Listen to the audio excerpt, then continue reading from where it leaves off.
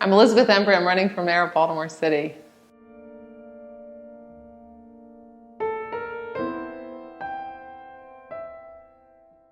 My position is that TIFs are a valuable tool for a city. They are absolutely essential for bringing development and jobs and dollars to the city of Baltimore. The question is, and where a lot of the debate has been, is when they are appropriately used and what projects are the appropriate to be subsidized through tax increment financing.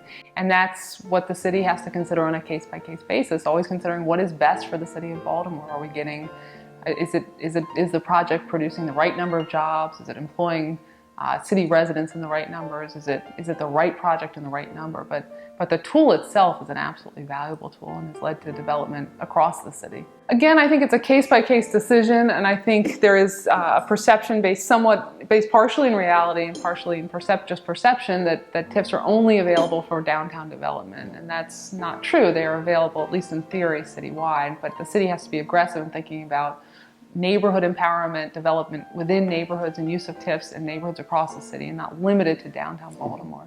So I think the city needs to be smart and strategic and not just responsive to projects that come to the city. And we also need city government that's trained and has the adequate experience and skill level to adequately and analyze the projects that are coming and determine, again, whether the project is right, whether the dollar amount is right, and whether the city is benefiting sufficiently to make the subsidy worthwhile.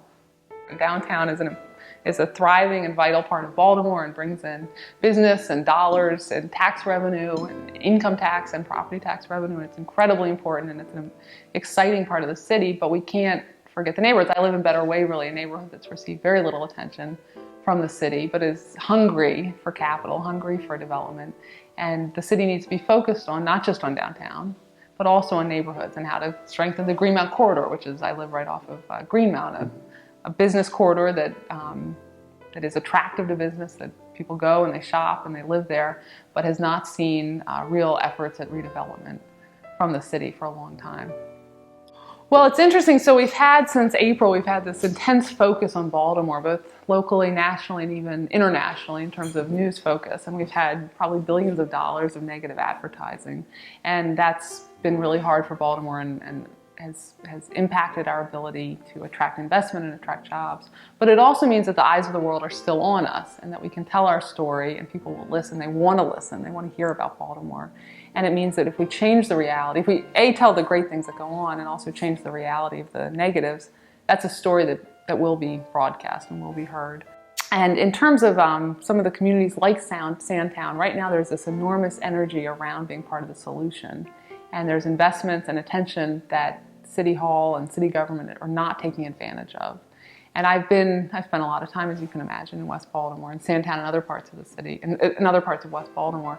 And I've seen really tremendous efforts. There's Elder Harris and others have created a Jubilee Arts Center. There's housing. There's Martha's Place, which is housing, supportive housing for women.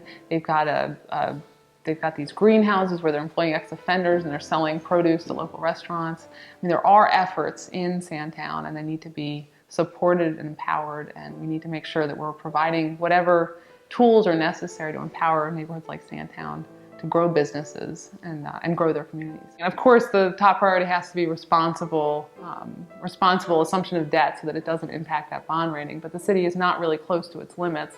And so I think there is room to be creative in both sort of standard non-revenue generating bond issuance, but also revenue generating bond issuance. And there are examples. The city has in the past, in the 70s, had a homesteading program where the city issued bonds to pay for low-income and middle-income loans for people to redevelop houses in neighborhoods across the city. And it meant that people were being part of the solution of rehabbing vacant houses, moving into communities, but it also meant the city made money. It was a profitable endeavor, so it did not impact the city's rating at all. So I think I'm very, very interested in creative uses of bond financing and pushing the envelope, always, of course, within reasonable limits that protect our rating.